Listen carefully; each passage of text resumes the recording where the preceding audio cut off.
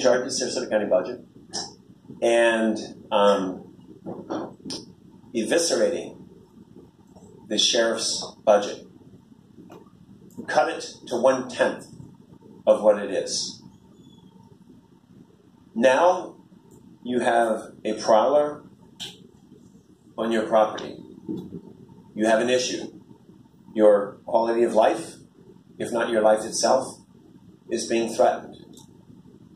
So, in the case of the environmental regulations, you would call the Department of Environmental Protection, or you would call the Water Management District. Flip back to the sheriff. You call the sheriff. It rings and rings and rings and rings. You hang up. You call again.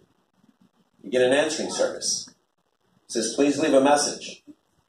We'll call you back. Wait time's about 10 days. Prowlers on the property today. Same thing is true with the Water Management District and the Department of Environmental Protection in the state of Florida. The districts have been eviscerated and the DEP has been castrated.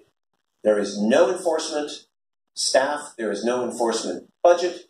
There is no monitoring staff. There is no monitoring budget to speak of.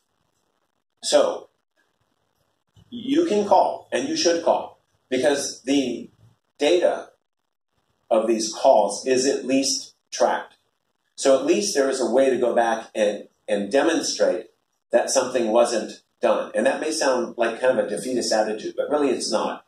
If you can't demonstrate that something wasn't done, then you can't demonstrate that something needs to be done. So it is the Water Management District of the state of Florida is the group that governs the vast majority of the stormwater systems that are in place. And it's typically, though, if you have an association that is violating the littoral zone or the vegetation or things like that on a stormwater system, that would be Sarasota County government. And I will tell you that the county is much more responsive than is the state. The ratio of enforcement and respondents in the county is many times greater than that which it is in the state. It's not really it's the right answer. It's just not a really, not a really positive one. We're going to take 2 more questions and then we're going to wrap.